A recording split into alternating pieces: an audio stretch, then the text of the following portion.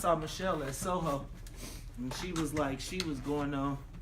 All right, we are live, so it's okay. We can talk right now, cause this is the pre-show. Let's go to Maze. Let's go to the activity log.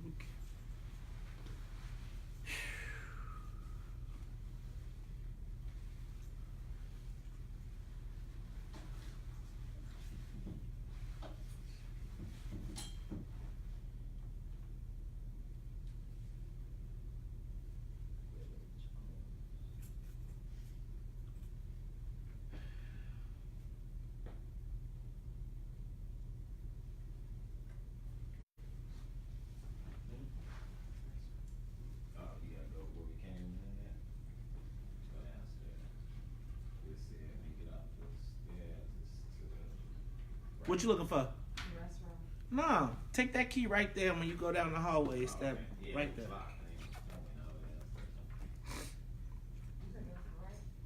Yeah, right. Yes.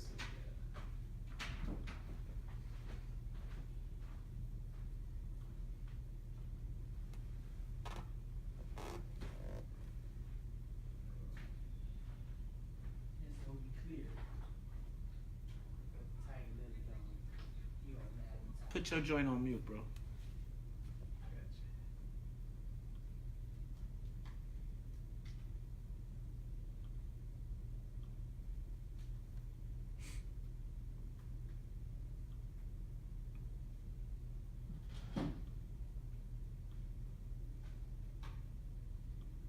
Take a moment, share the broadcast, guys. We'll be starting very shortly.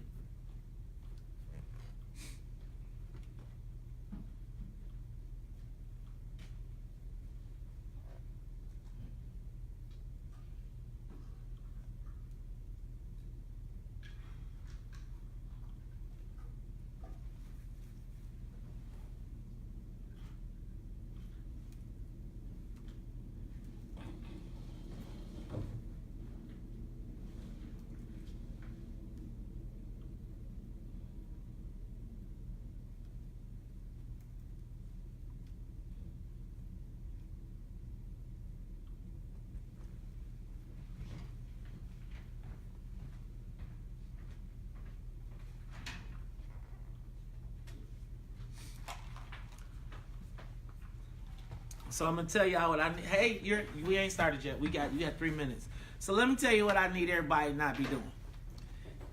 Tip, tip, tip, tip, tip, tip, tip. If you think like all of this, only is more distraction. So if y'all want to take y'all camera, y'all want to bring y'all chairs, y'all want to do here so I could be used to y'all, that's fine.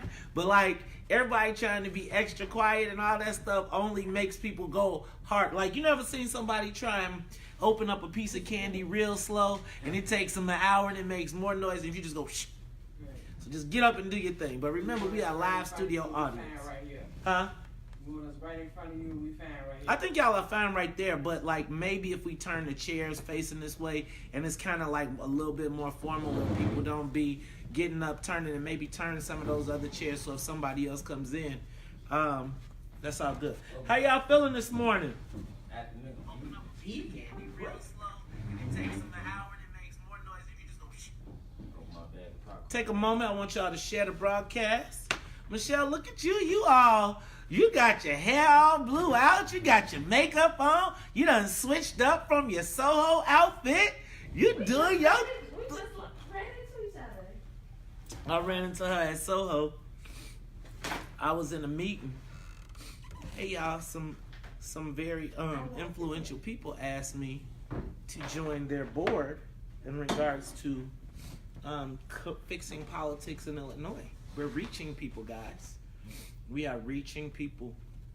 All right, we are going to be starting in less than a minute. Somebody be prepared for Tiger because you know she gonna come walking in right when I get started and I don't like the distractions. Could you please take any bags? Like if you're gonna do something with that, put that away now. Get whatever you gotta get. Get whatever you need to get out your bags. I don't mind you eating, but open up all your opens. Do all your stuff. We know Tiger is coming in that door. So why don't we be prepared? Can I get you all to take a moment and share the broadcast if you are watching live? You know what? Do all your pop opening, crack topping, stuffing. I need somebody to make me a What's in it for the Black People sleeve that I can put my coffee in. Right? So that they can't get these free publicities because they be cleaning up. Because I give it to them every day. All right, you all. It is 8 o'clock. It is 8 o'clock. It is 8 o'clock. We are beginning the What's in it for the Black People presents Poli-Sci 102 Anatomy and Discussion. We're going to take a few minutes to say what's up to the people that are watching us live. I want to encourage you all, if you are watching live, take a moment, share the broadcast. Grab your friends, your family. We are going to break down the mayor's race. Did I lose my broadcast? Am I still there? Okay, good. I lost it on my page. That's all. All right, so what I need for you all to do, if you are watching live, take a moment, share the broadcast, share the broadcast, share the broadcast. Let me say what's up to who's out there right now. What up, twin? Shout out to the guys from Bolingbrook, Illinois. My boy, Everett Myrick. What up, Marcus Rogers from Marcus? What's Marcus's Chicago? Dagnabbit. Marcus, tell me your thing. I can't. I'm having a brain freeze. But he has Black Chicago. Marcus Rogers is on the broadcast. Marcus, tell me your site is no. Please forgive me right now. I got a lot of things on my mind, which is why I cannot remember it off the top of my mind. But I want to encourage you all to check out the site. It has all of the things that are going on in Chicago. I apologize. Marcus, you can view this later right here on Facebook Live or right here on the Facebook page. You know, it always cracks me up when people say, how can I watch this later? When Facebook, all my Facebook videos stay up, right? So if you go to videos, if you lock that, please. Anybody else now at this point, we need to have a sign that says the broadcast is officially started. Stay your behind back. What's up? Culture of Black Chicago. There it is. The Culture of Black Chicago, Marcus Rogers. Shout out to Aunt Neil and the Mom Squad as well as the Dad Squad. Hey, Monique Clavel, how are you? What's up, Devon? What up, Patah? Patah's in the live studio audience, as well as what's up to Michelle Flagg as part of the live studio audience. Tiger Lily and Tamiko Holt, as well as everybody else is in there. What's up, Lisa Lust? You be missing the morning show sometimes.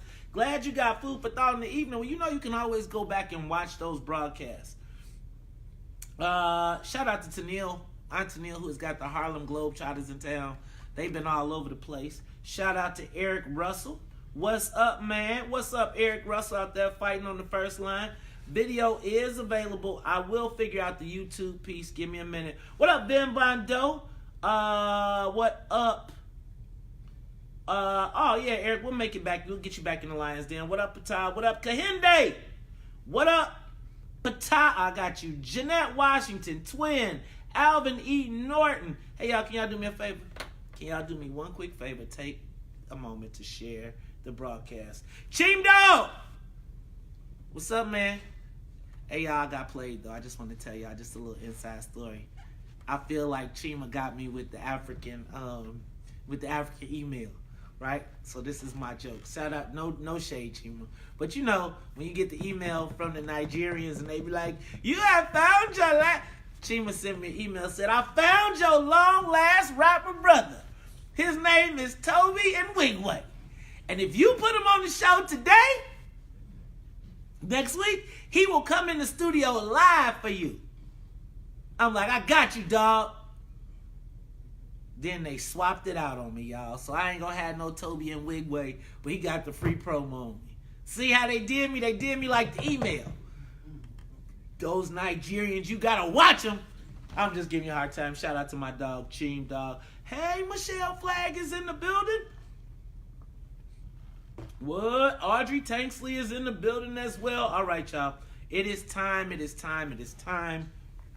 for Poli-Sci 102, Episode 2, Anatomy and Dissection, the 2019 mayoral race. So I got some little housekeeping I got to do, if you all don't mind.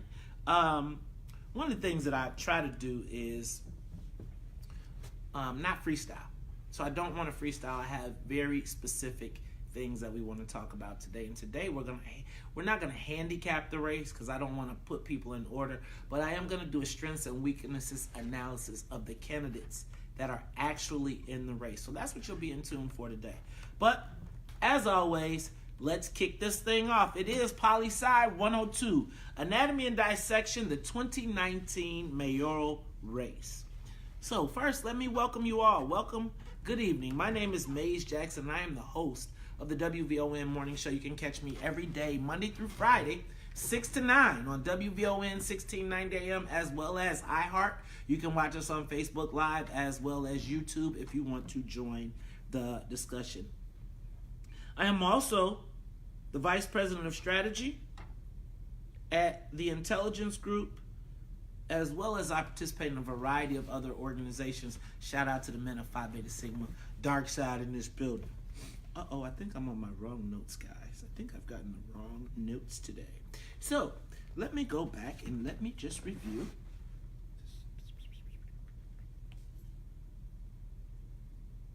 Yep, wrong note. Sorry, page 2. All right. Please bear with me. All right. Welcome to Poli-Sci 102, Anatomy and Dissection, the 2019 mayoral race. Now, every weekday from Monday through Friday, 6 to 9 on the WVON Morning Show, I discuss local politics. Remember, all politics are local. And while we discuss some very tough issues, I don't always get down to the nitty-gritty of what we're talking about. So I decided to do this podcast series on Facebook Live to provide more insights, education on the political system and how it works for and against us as Black people here in Chicago. Now, last week we discussed campaigns and the whole entire challenge process.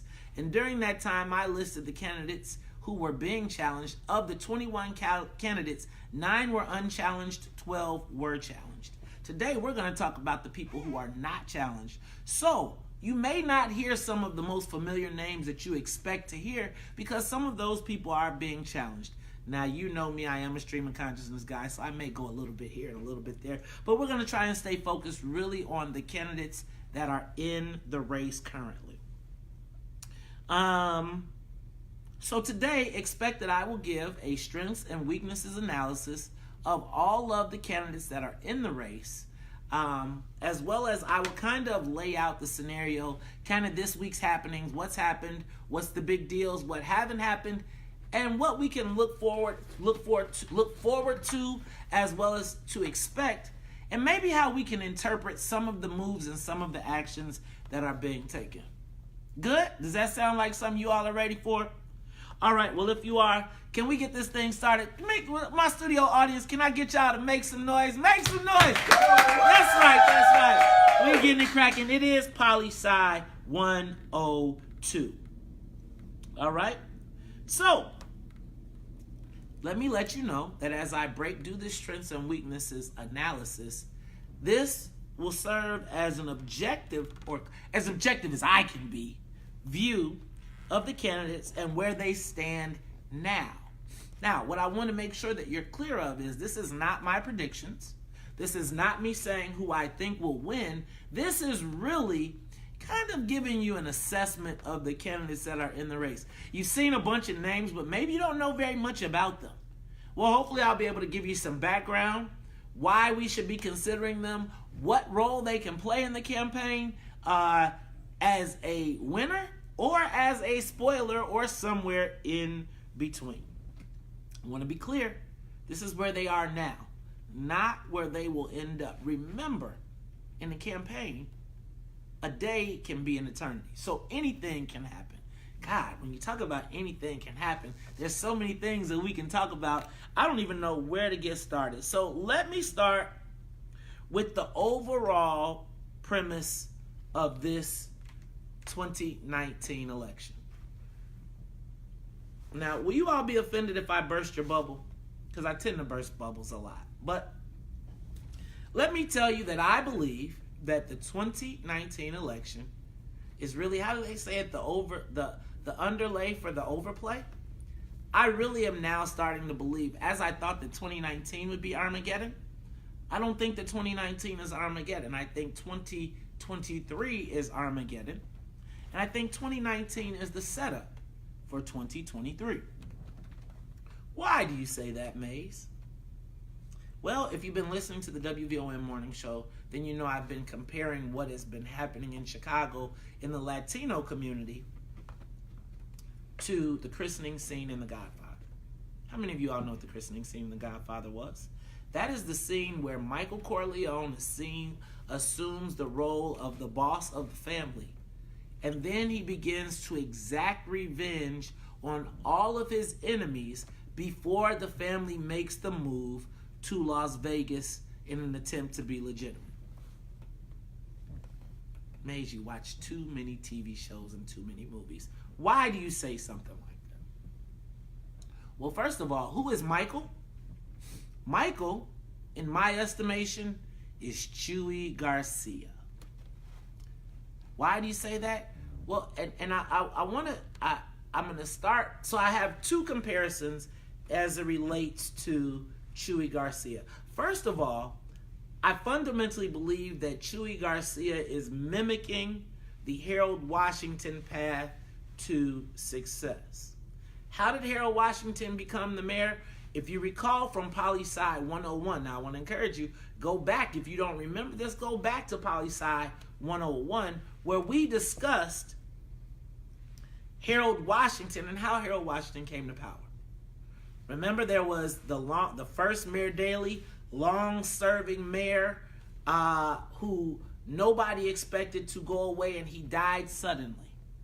And when he died suddenly, it created a vacuum that only Michael Bilandic was prepared to deal with. Michael Bilandic ran for mayor against our own who? Harold Washington. So let's back up. Who in this? So Harold Washington, the parallel in this would be Harold Washington, Chuy Garcia. Who is Michael Bilandic? Michael Bilandic is Rahm Emanuel, the person who assumed the spot after the mayor. Now the difference is Michael Bilandic only had one term and then Jane Byrne came. But the amount of time that passed was real. There were 2 terms. Well, now, Chuy Garcia, third string, let me back up. CTU's third string choice for mayor 4 years ago is now preparing himself to become the Don of the city of Chicago. Now, Maze, are you crazy? I gotta frame this so you can understand. I explained to you a while ago that Chuy Garcia was the victim of the Green Team's alliance with the Brown or the Latinos. Chuy Garcia represented the traditional Latinos, the hat dancing, wearing kind of Latinos who appreciated their culture. They weren't trying to assimilate. They wanted Spanish speaking classes and Spanish this and that, and they wanted to stay in tune with their culture. But there was another group of Latinos who saw the opportunity to become part of the machine. They began to assimilate.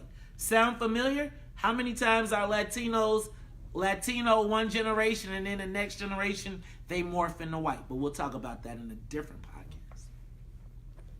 So now, Chuy Garcia, who was aligned with the blacks, became expendable when the Green Team aligned themselves with Victor Reyes and HDO and Al Sanchez and that group. And they made it their business to get rid of all of the traditional Latinos. They got rid of Chuy Garcia. Rick Munoz was able to hold on.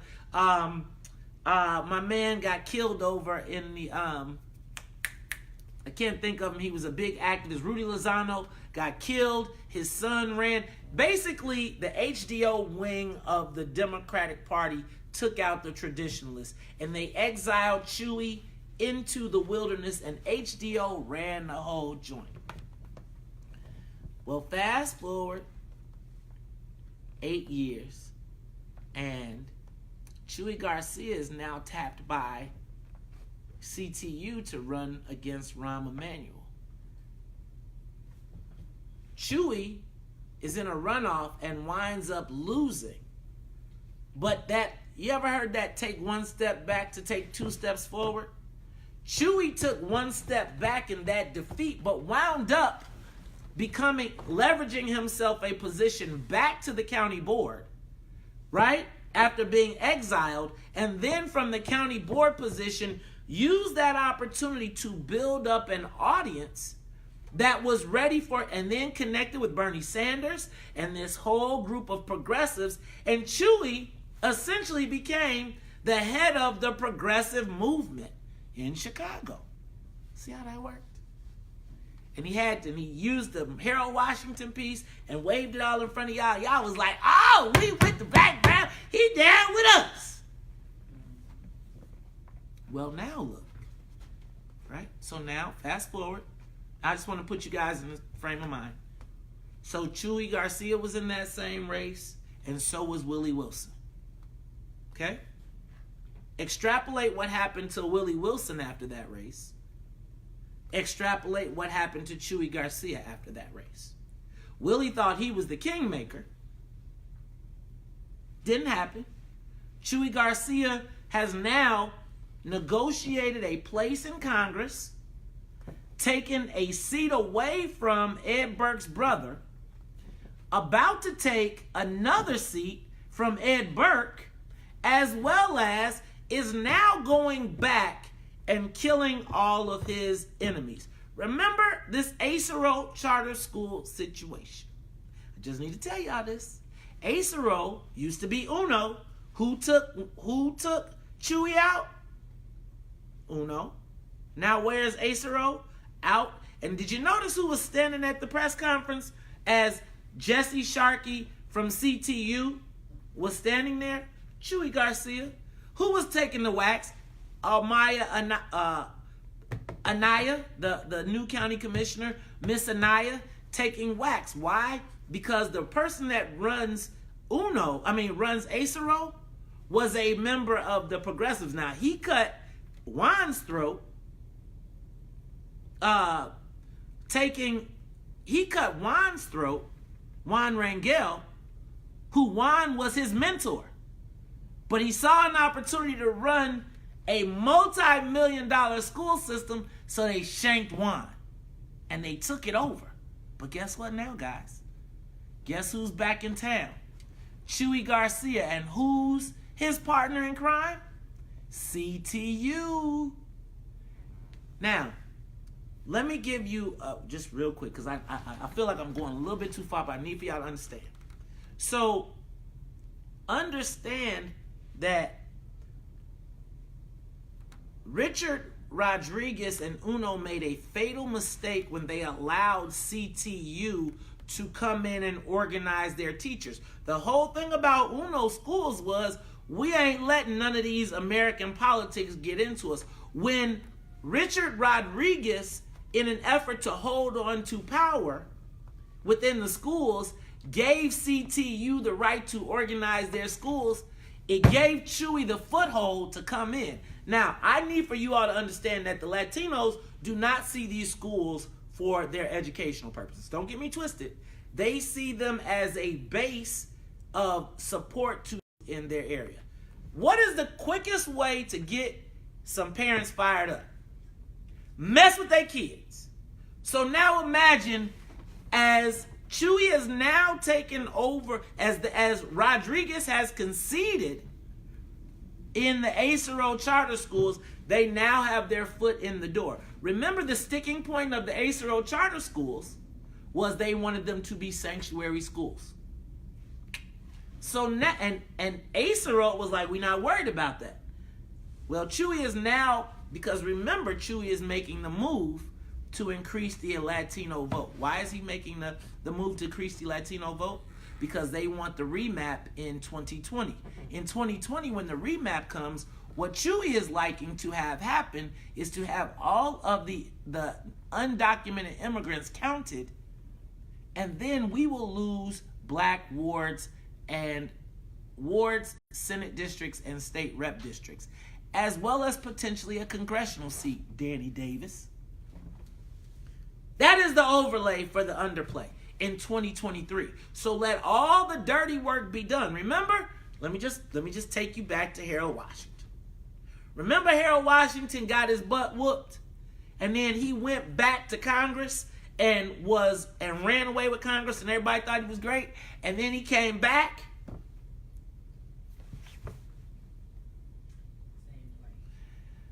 But our lollipops. Lollipops. We sure love that black-brown coalition, even as they set us up. So, I just want you to understand that all of these machinations that are happening right now,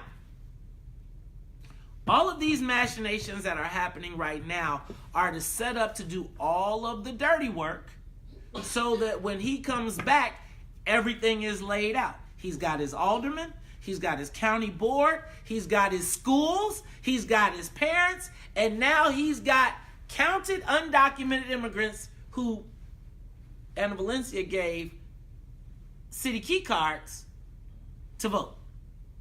Meanwhile, the black lollipops are running around this mug like, so I needed for that. I had to do all of that to set the stage. Let me also tell you that part of this revenge tour, Ed Burke. Guys,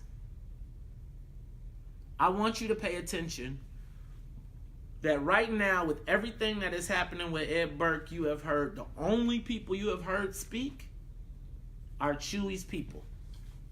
That should tell you something, right? That should tell you that they know something. Did I forget Louis? So remember, Luis is your ward. So if y'all saw the movie, right? Remember Tom? Tom got kicked out because he was the soft guy. But then they got a wartime consigliere. Luis Gutierrez is the wartime consigliere. Ever notice how every time there's something bogus to be said, Louis is right up in the front saying it? Because he's going to be the bad guy for Chewy. In the meantime, let me tell you what his plan is: to go to Puerto Rico to do what? To rebuild it after the hurricane as the governor. Remember, he can go to Puerto Rico and run as the governor. So now, a governor with all the redevelopment money from all the rich people that are going to come to Puerto Rico to rebuild this island paradise.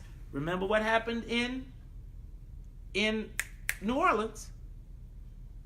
Same thing. Luis will control it. Where will the money go back to?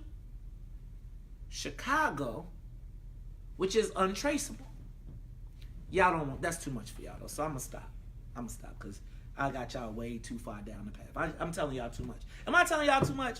I be telling y'all too much. Then y'all don't want to hear that. Y'all rather me get back to the handicapping. So let me get back to my notes, because I just want y'all to understand what we're dealing with. Oh, also, I just need for y'all to understand this Ed Burke thing one more time.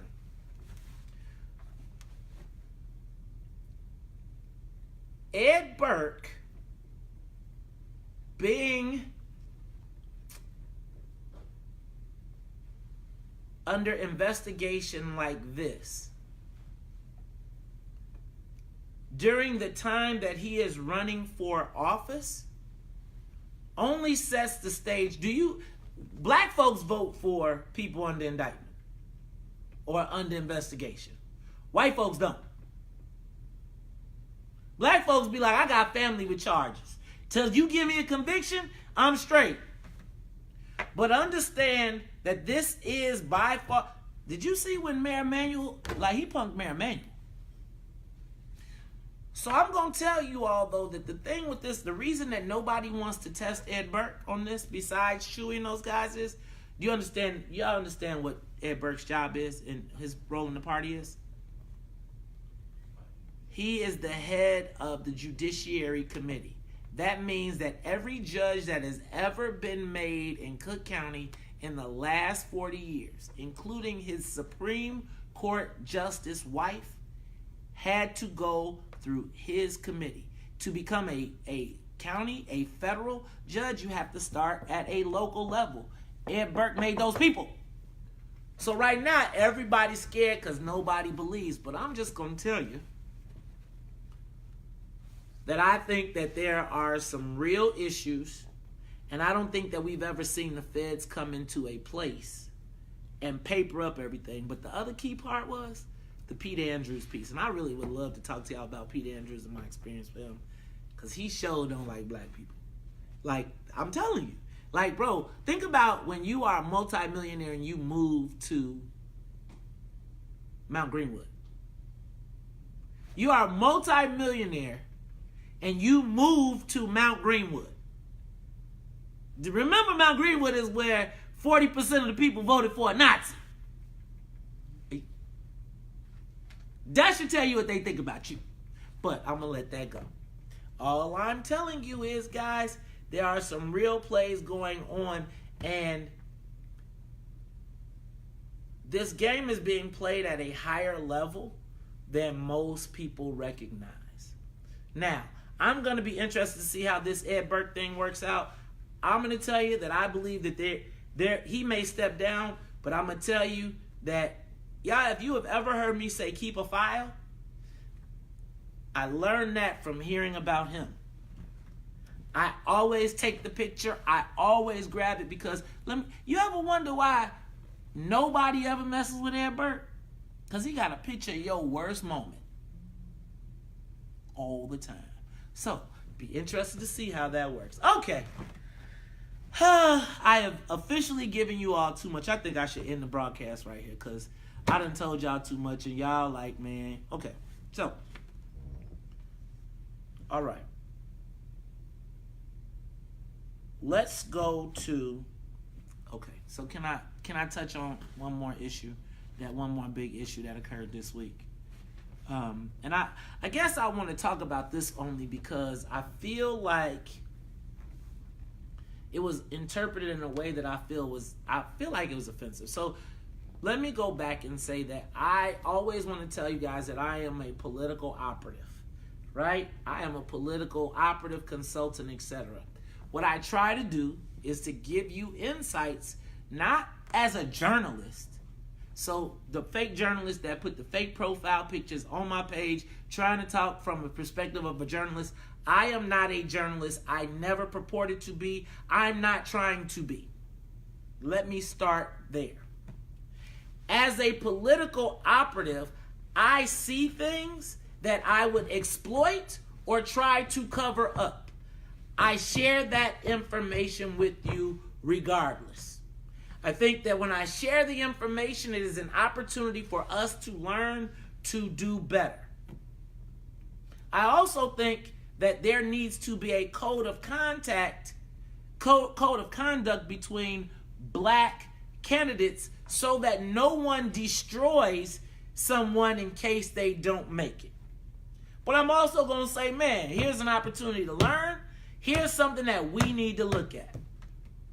So this week, I got a call from a campaign who pointed out a flaw in Amara's petitions. Let me start by saying that be clear, Amara has been on the WVON morning show since we started. I really like Amara. And I've told you I've not made an endorsement, but I want to see us do well. I try to help people some people avoid pitfalls, Amara being one of those people. But I still feel like I have a duty to teach. So a campaign pointed out to me that Amara's petitions went from 1,099 to 2,000. 1,099 to 2,000. Now, I'll be honest with you. It got past me twice. If I was analyzing her petitions, it wouldn't have got past me because I would have laid them all out. But that's a whole different process. But it got past me twice. And then when I realized what it was, I was like, holy moly. 1099 to 2000 means that you're missing about 900 pages. That's a big miss. Now, in the challenge process, all of her signatures would have stopped at 1099, and anything after that would have been removed because they would have been out of order, which would have meant that instead of turning in 62,000 signatures, she would have only had 20-something thousand, which is over the 12 that she needed. But remember, I told you last week, you need 3 times to be bulletproof, correct? Well, the point of pointing it out was not to screw Amara. I'll be honest with you, if it would have been inside the petition challenge window, I would have never brought it up because I felt like I would have given the other team an advantage. It was after the challenge process. There was absolutely nothing anyone could do about it. But instead of being like, phew, it turned into, why are you trying to attack? Why are you trying to... I wasn't trying to take her down. 900 missing sheets, that's huge.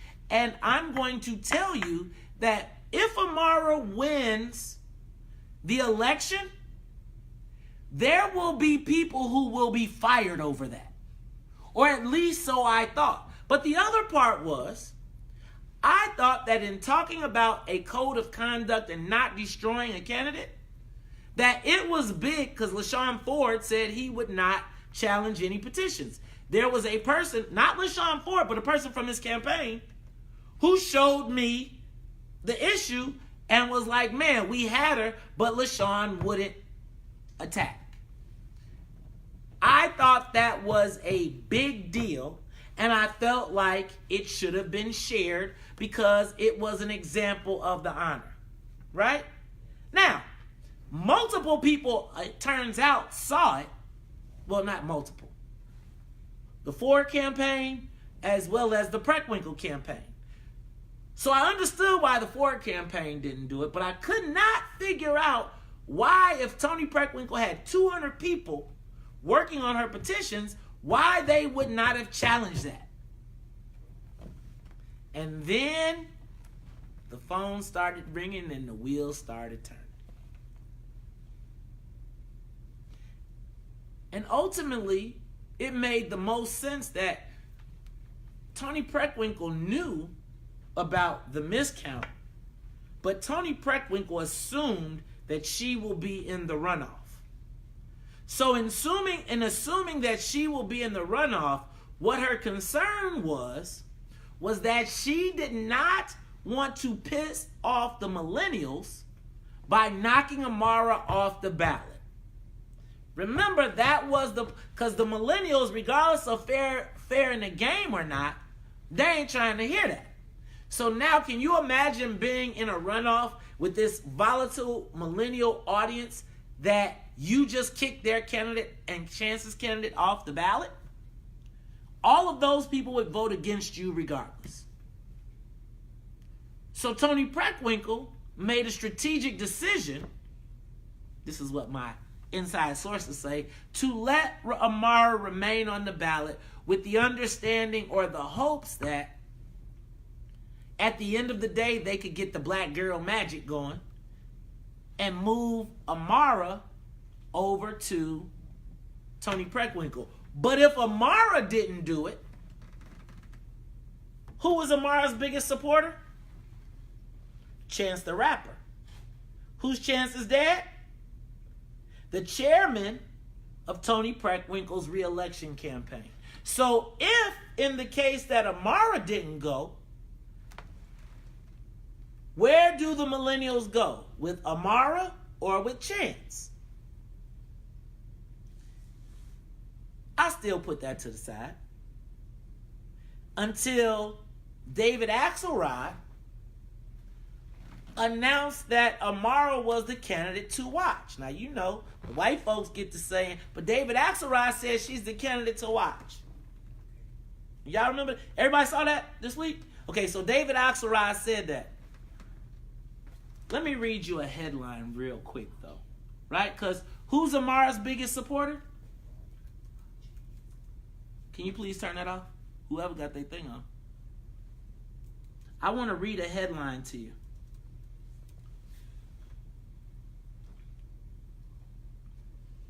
Chance the Rapper. Me and my God, we get turned up. So as soon as this comes out, what does Chance... So as soon as this comes out, what does Chance do? Gets on a plane and says, I'm going to find God.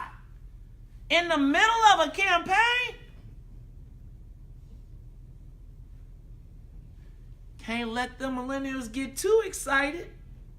Because if the millennials get too excited, guess what? Maybe the people we thought was going to be in the runoff won't be in the runoff. Hit the brakes, bro. Slow down. Slow down. You can't get all these young people all whipped up and fired up. Because who knows if this whippersnapper millennial crowd... See, it was all good until this last election. And then all those millennials came out. And now, remember the unpredictable millennials who never showed up? Now, black millennials still didn't show up. But can I tell you who did? White millennials. Who listens to white millennials? Who do white millennials listen to? Chance. More white people listen to Chance than black people. Right? So now, Chance don't get this thing too far gone. You get it too far gone and dad, you look. Am I doing too much for y'all again? See, I be doing too much. I'm going to stop. I'm through. I'm not going to tell y'all that because it's too much. Then y'all be mad at me. So let me get to handicapping the race. But I just want y'all not to be lollipops, lollipops, old black lollipops, lollipops. See, they be running multiple games on y'all. Right? You over here like, this is so dope. Now, can I just say one more thing? I really had no malicious intent when I want to break the news. I want to be the first to tell stories regardless. I thought the 900 was a big deal. But I also would tell you that I was very offended by the way that some people approach the situation like it's personal. Like there's been nobody that's been, not going to say nobody, but I've been very supportive of Amara.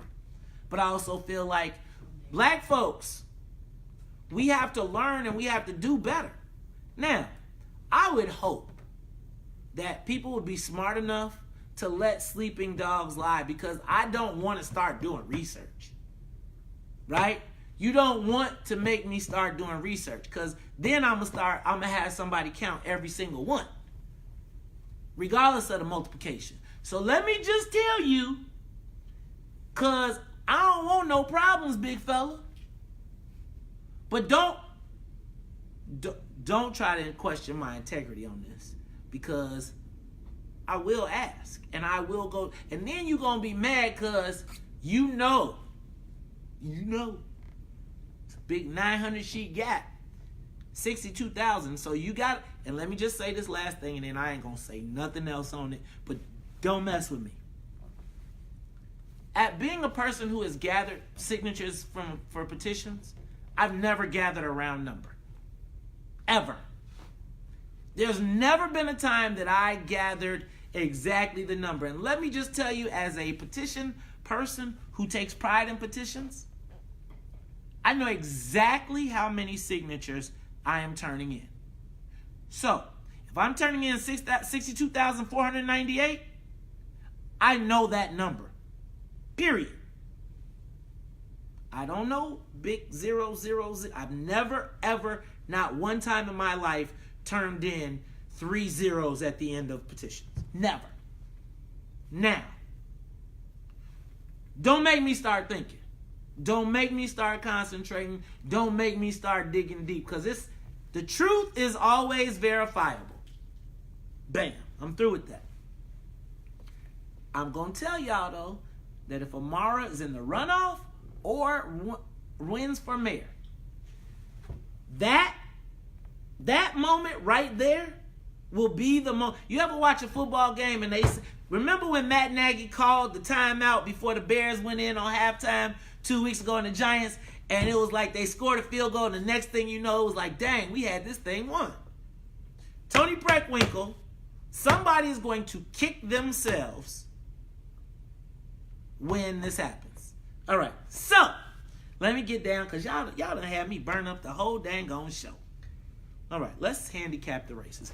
I think what we're going to do is, and I only got a few more minutes. Let's go down the list of candidates. So we have 9 candidates in the race. Jerry Joyce, Paul Vallis, Willie Wilson, Gary Chico, Sandra L. Mallory, Amara Enya, Bob Fioretti, and Tony Preckwinkle. So let me go down the list. Let's start with Jerry Joyce. Strength, he is a member of the Joyce family. Who is the Joyce family? The Joyce family is a legacy Irish family that has been in Chicago since the beginning of Chicago. They are a force in labor. They are a force in police. The patriarch of the family is Jeremiah Joyce. Let me tell you about Jeremiah Joyce. No joke. No joke. He was the man that was the political strategy behind Mayor Daley, the second Mayor Daley. They have, I believe there's 9 of them. And they are probably the most, they know how to play the game, and they know how to play it from a disruption standpoint. So Jerry Joyce, recognizing that there were 21 candidates or potential to be 21 candidates in the race, decided that he was going to run as the white guy from Beverly. But guess what his magic trick is? He's got a Latino family. So, you see how you made that face? So he's got Latino kids with the white guy. Remember that that green and brown coalition I've been talking about? Plus he comes from Beverly. Plus they have a tremendous amount of money. Now, I would have told you that I didn't think that this was real, but Jerry Joyce challenged Bill Daley. So imagine 2 families that came up together, but when there was an opportunity for the power, the Joyces broke from the Daleys and took a run at it. And then in taking a run at it, they got the money. They also have the relationships. But on top of that, what did you say? They have the Latino piece. But the other part about the Joyces is they got, you know how I told you about Ed Burke in the file? The Joyces kept the file. They know all your dirt. Jerry Joyce is one to watch. He's challenging Bill Daley's petitions as we speak. Guys, that's a guy to watch. By the way, he is also related to Muhammad Ali. His brother is married to the daughter of Muhammad Ali. Let me just tell you, don't be surprised to see the royalty of black boxing, and don't be surprised all the black people that you see that come out for Jerry Joyce. Man, they've done a lot. They've done a lot in investing in black community over a long time. So let's watch Jerry Joyce. Jerry Joyce is a candidate to watch. I'm trying to get him on the WVON morning show right now. Paul Vallis. So, we're on WVON, and Paul Vallis to the Wakandans is a bad name. But I would tell you that there are quite a few black people, as well as black business people, teachers, as well as residents who have very fond memories of Paul Vallis. I think when we look back now, people may go back and say, oh, he was a bad guy, and they'll talk about what happened down in the others, like in New Orleans, etc. But during Paul Vallis' era in Chicago, Paul Vallis was pretty well liked. Paul Vallis was the guy that black folks felt like had their... Paul Vallis, when he was here, when he was actually the chief of schools, I felt like he was one of Mayor Daley's go-tos in the black community, right? And then Paul Vallis started building all these schools and letting black folks get a piece of the business and the action. Paul Vallis developed a partnership with CTU. There was never any strikes because they worked as partners. Guys, that's part of the reason that Paul Vallis, if you saw the CTU debate, that was held at their headquarters, he was the only man invited because to a lot of those teachers, Paul Vallis did a lot of good things for black teachers. Quite frankly, when Paul Vallis was running CPS, there were way more black teachers than there are now. And plenty of new schools. So I want you all to understand that at WVON and in our space, we talk from a Wakandan point of view. But there are plenty of people who did well under, like particularly middle-class blacks, who did well under Paul Vallis. Don't sleep on Paul Vallis. Willie Wilson. In a perfect world, Willie Wilson would be the kingmaker. But politics is an ego-driven business. I don't think that you can question Willie Wilson's desire to help or to be a positive factor. And I'm going to tell you, Willie Wilson's strength will be black seniors. Unfortunately for Willie Wilson, those black seniors are diced up. And for Willie Wilson to be successful, he's going to need to bring together the black community as a whole. I don't think he has any space in the white areas. I know he goes to Latino communities. I think people, when you're passing out cash, people will take it and they will love you for passing out cash. But will they go in and vote? I said for Willie Wilson to be successful, he'd need 8 out of 10 black votes. I could count out of the 8 people in this room, I bet he ain't getting 2. 2 of them he ain't getting, which puts him at a disadvantage. I'm going to tell you that what Willie Wilson did was, in my estimation, overplay the hand from the last election. Right? He got 10% of the vote, and he tried to left that 10% swole his head. And I also think that, I mean, you think about the campaign that Willie Wilson is running right now. It's like, I'm concerned that there are people who are taking advantage of his kindness and because he is a paycheck, right? Lawn signs for the other election, right? You got there's a pretty high pay step, but let me just say this: I think Willie Wilson is a great person, great name recognition, and I would love for Willie Wilson to be a kingmaker. I am going to tell you that black folks, no matter how much you want to try and pretend, the upper crust black folks are not going to support Willie Wilson because they feel like you know how the black upper class in Chicago is. And while Willie Wilson's got the see, I feel like we got these candidates and everybody got a piece, but they don't got it all. Okay, so let's move on to Gary Chico. Gary Chico, I thought he was viable. He's going to have money. Ed Burke is going to be an anchor and an albatross around his neck. And as this federal indictment goes further and further, or not indictment, but this federal investigation goes further and further, Gary Chico is not going to be in a position to push away from Ed Burke. Right? There's going to be a point in this race when you're going to have to throw Ed Burke under the bus. Gary Chico is not going to do that. Gary Chico has been made, and they're going to be looking for forceful people. But Gary Chico is an Ed Burke product. He is a Greek and Latino person that was raised in the 4th Ward. That his 14th Ward, his family was printers. Ed Burke made him. He won't be able to walk away. Ed Burke will hang around his neck. Sandra L. Mallory. You know, I've been looking and trying to find information on this woman. The only thing I could find is that she tried to run before in the 15th Ward and lost. So I got to go past that. Amara Inya. I'm going to tell you that Amara Inya, I think David Axelrod said it best, that Amara Inya is the candidate to watch. I think that Amara Inya has the education.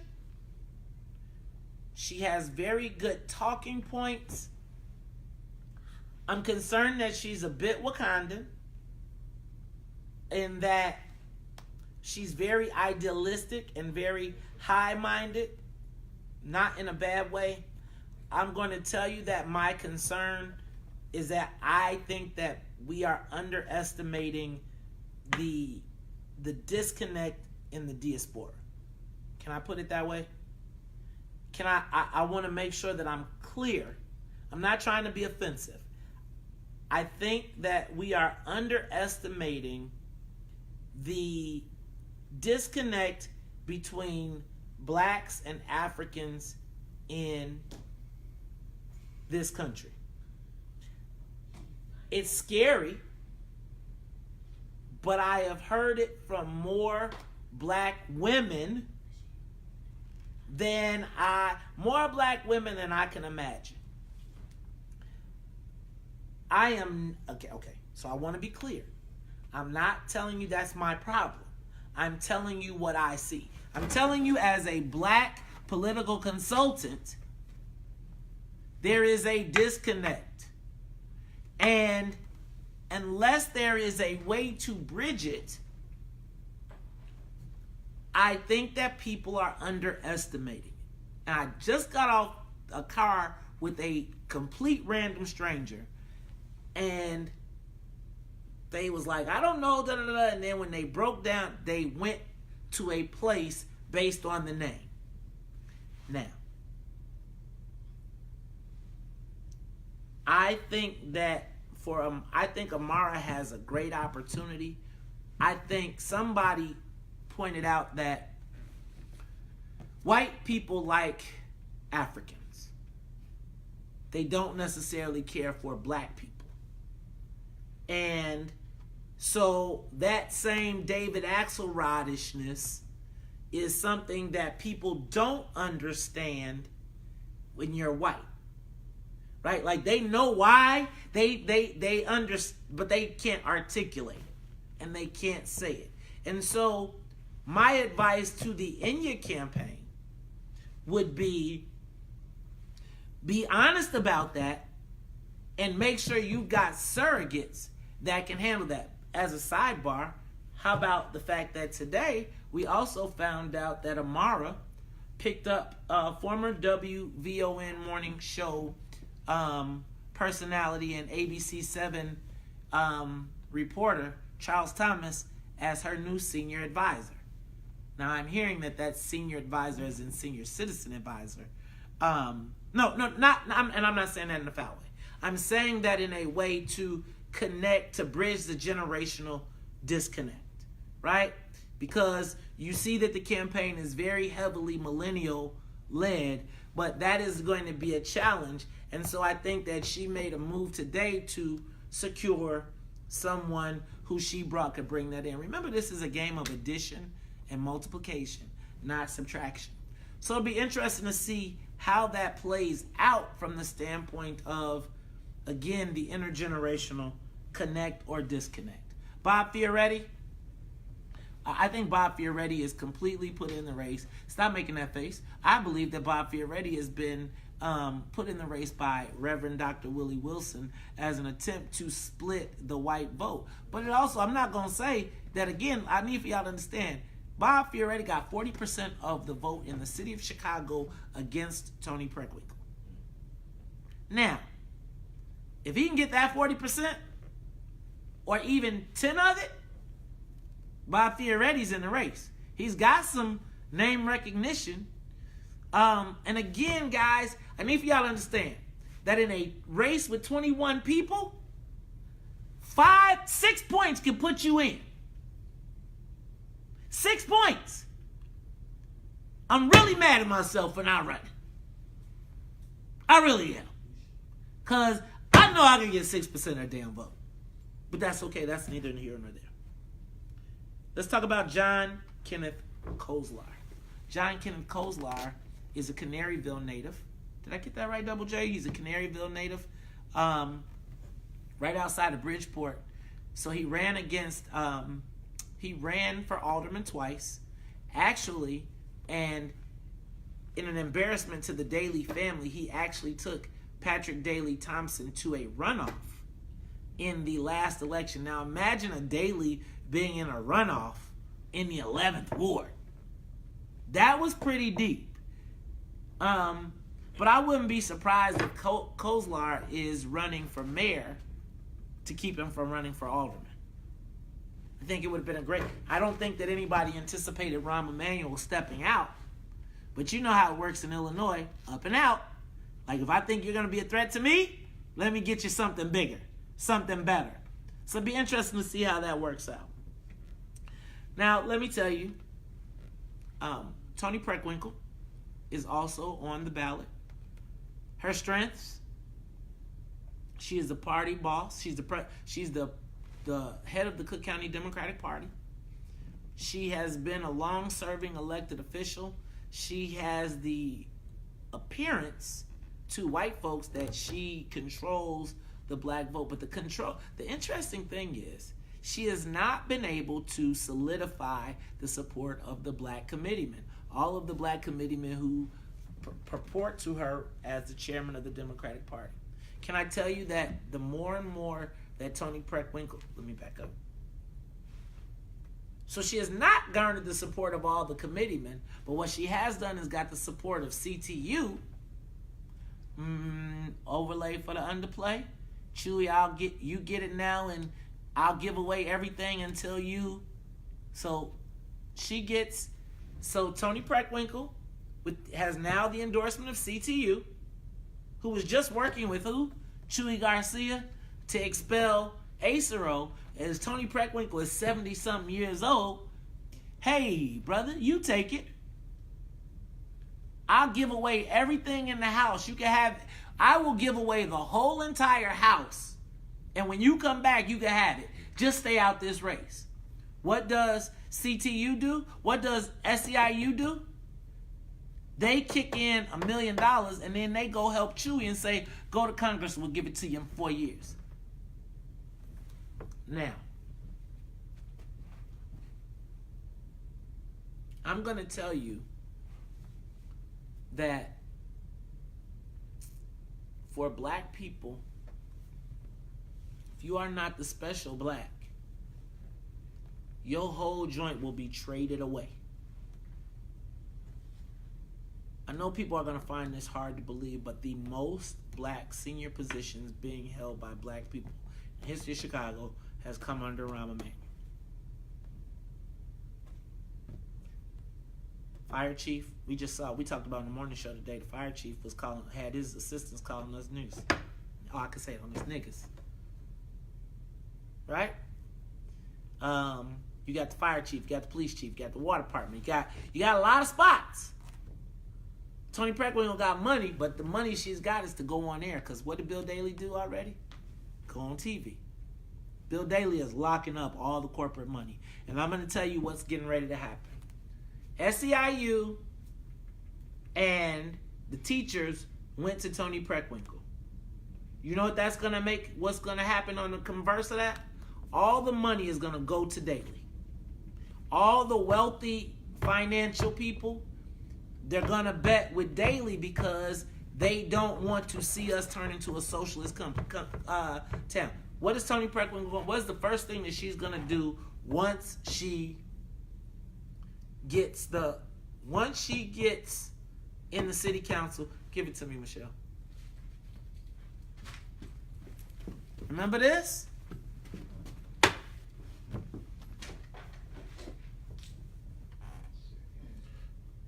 You laughing at me, right? You saying, shut up, Maze, that's over. Well, let me just remind you. I ask you like I asked on the WVON morning show. When's the last time a sitting mayor lost a vote to city council? SEIU just gave $1 million. The teachers are going to give $1 million. Guess where that money is going to go? To beat black people into submission. What do you think? You think Bloomberg ain't gonna come back with another $100 million and say, put this pop tax on these niggas? Doubt me? You got almost a couple $1 billion pension crisis coming. They passed a sweet budget this year so they could get through the elections. What's the first thing the mayor is going to do? Jack your ass. I'm telling y'all, be aware. I'm going to tell you all this. Black folks, it's on. Like, they are straight up cleaning up, and it's like we are sitting around like some lollipops. Y'all still talking black brown coalition, this and that, and I'm saying, what you getting out of it? Are you really looking at the moves that are being made? Are you just happy to be in the game? Or are we playing? Guys, I'm telling you, we're not playing, we're being played. We are not playing. We are being played. I don't want us to be victims again. I just don't. So this is what I'm going to ask you to do. I'm going to ask you to tune in to the WVON Morning Show every day, Monday through Friday, 6 to 9. I'm going to ask you to join us right here at the Intelligence Group offices, 2907 South Wabash, on the first Tuesday of every month for the What's in It for the Black People meetings. I'm going to ask you to talk to your friends and to talk to your neighbors. I'm going to ask you to share this broadcast. I'm going to ask you to tune in next week because we're going to keep breaking it down. Now, when we get here next week, I'm going to break down what's going on with the challenges. Who will make the ballot, who will not. I'm going to go a little deeper, though, because I'm going to go into the Aldermanic challenges as well. The other thing I want to talk about is we want to talk about this 20th ward race, right? We want to talk about this 15th ward race. Remember that? Is there a possibility that black folks could take the award back from the Latinos? Right? Let me also let y'all know we got the municipal elections coming up, too, that are happening. I told y'all last election cycle, with 17,000 votes total, if we would have organized 17,000 votes total, that's less votes than one ward, we could have controlled 23 municipalities. Do you understand that in some places to be the mayor that has $100 million budget, you only need 500 votes? Yeah. Think about it. So, y'all, I want you to continue this political education. I want you to join us, Poli-Sci 102. It is Anatomy and Dissection, the 2019 mayoral race. Today I gave you a bit of a strengths and weaknesses analysis. I'll have a better sense of who's going to make it through the challenge process. Right now I'm hearing that Susana Mendoza's got a real challenge, real issue. But then I heard that they had to bring in some high-powered attorneys from D.C. to save her. We'll talk about that next week. We'll see what other moves Queen Sugar has made. Chance the Rapper went to go find God in the middle of a campaign? Are people worried that Amara's getting too much momentum? Could you imagine if the plan was to have Amara endorse Tony when it flips around and Tony's got to endorse Amara? Do you think she would? If it came down to Tony endorsing Amara or Bill Daley. Ooh. Yeah, huh? See how that happened right there? See how those dilemmas work? Hey, y'all. It's your man, Maze Jackson.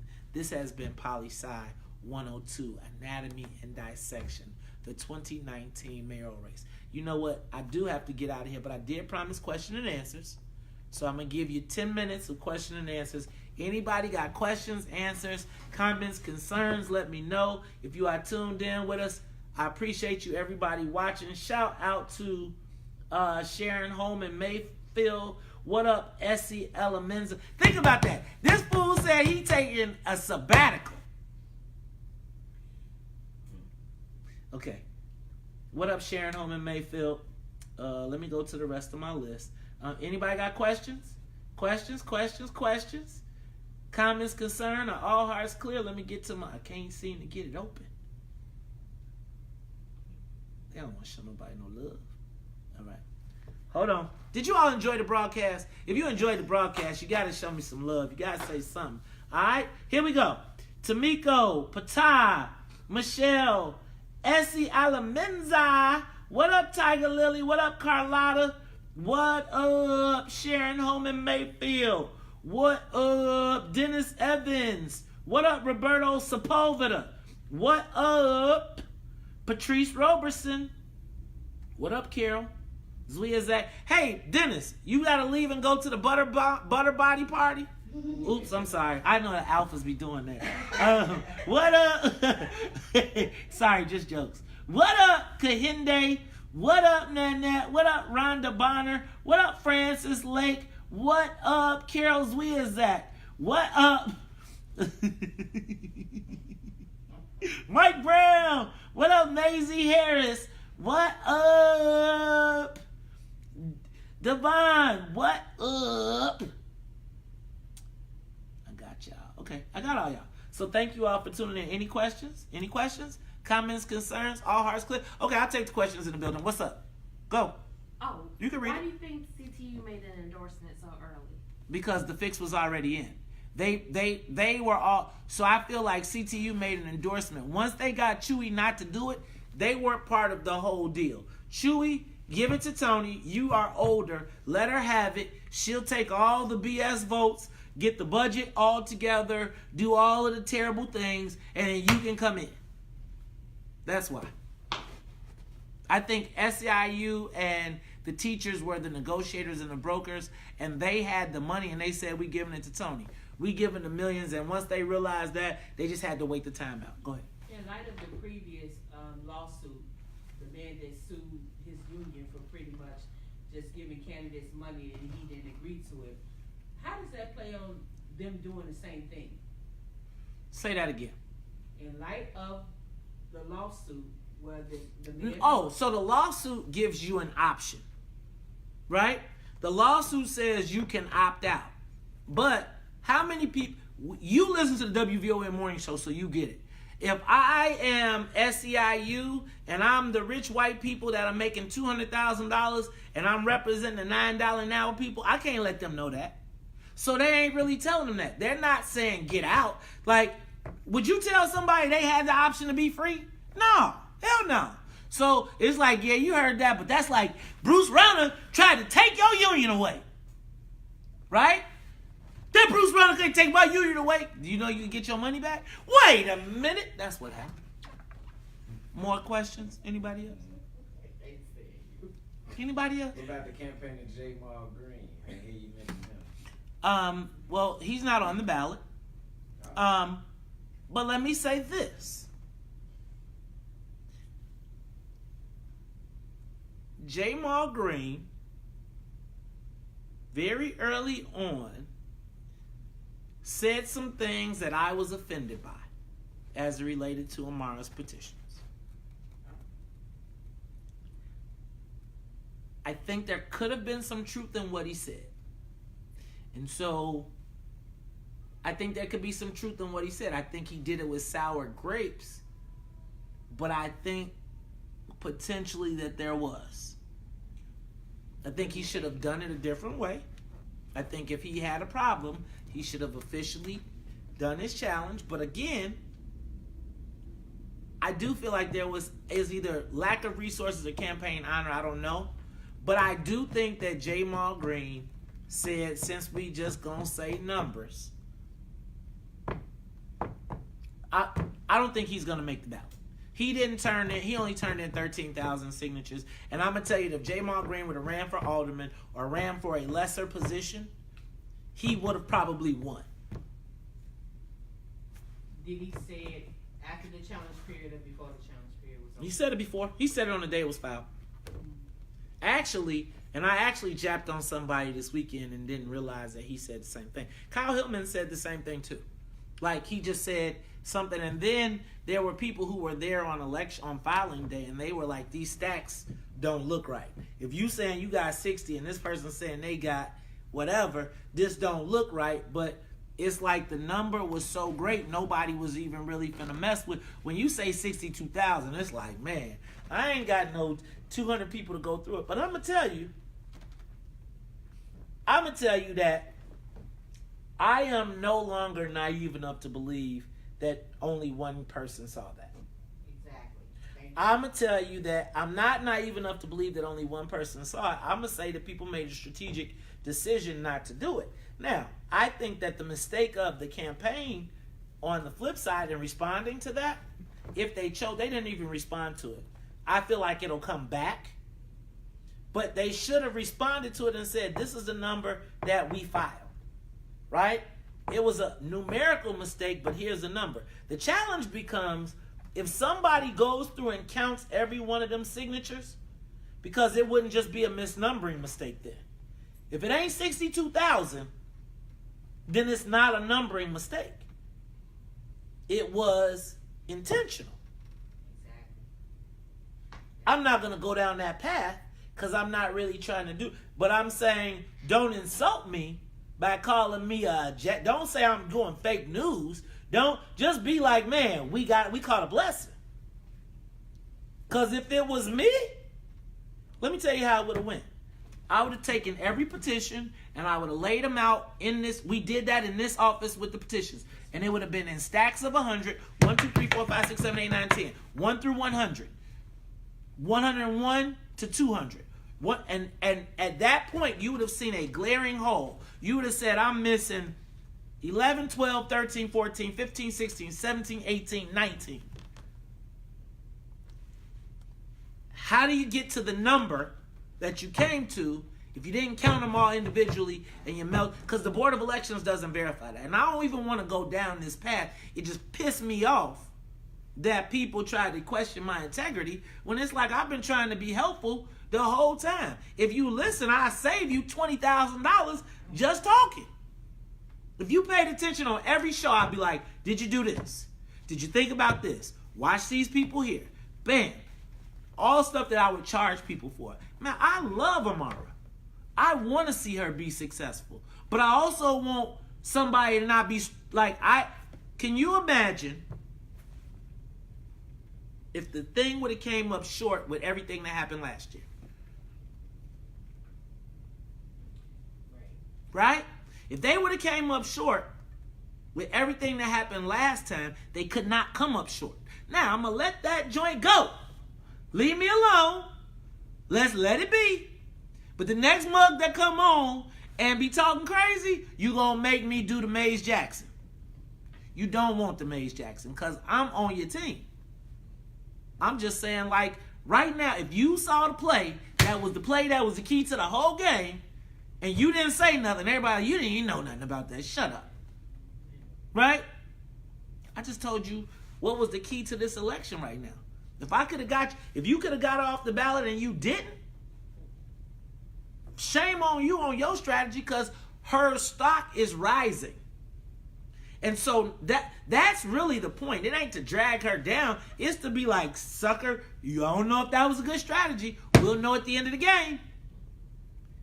Again, if I had ill intent, I would have, I could file a challenge. So when a mug say Bill Daley slipped you some money, like, honestly, fool, don't piss me off with that dumb stuff. Like, the answer to black people whenever you say something they don't like is, nigga, you got to get paid off. Why I got to be paid off? Why can't I tell y'all stuff that y'all would never see every single day? But because now I'm paid. But when I'm talking about everybody else, it's all good. Get y'all ass up out of here with that bull. All right, I'm sorry. Dorothy Brown. I didn't hear you mention Dorothy. Because Dorothy Brown ain't on the ballot. Challenges are next. I didn't do anybody that was dealing with challenges. Hey, Mike, we ain't just talking about 20-year-olds, though. There was some grown folks on there. There was plenty of grown folks on there. And it's like, but it's all good. I'm not tripping on that. It's like, I just want y'all to understand there's no ill will towards Amara. And it's like, man, I've been saying, hey, this is a person, I've been telling my donors, you might want to check her out. You want to place a bet. Don't cut your nose off to spite your face. That's all I got to say.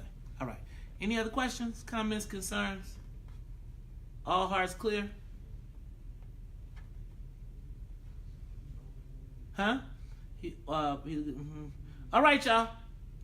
Did you ask me my thoughts on CT? I think there's plenty to see, and I think you can wait and watch, and we'll see how it turns out. Oh, there you go. That's what I think. Anything else? All right, y'all. Thank you all. I appreciate you all for tuning in tonight. I hope that you will all join us this time next Tuesday. I want to give a big shout out to my in-studio audience. Y'all make some noise. I'd like to thank everybody for tuning in tonight. I appreciate you all, and we'll be back next Tuesday, Poli-Sci 101. Do me a favor. Can you share with your friends? This broadcast will still be live. Tell them, share with your friends. Tell them just get a little education. All right? We out of here. Peace. Good night.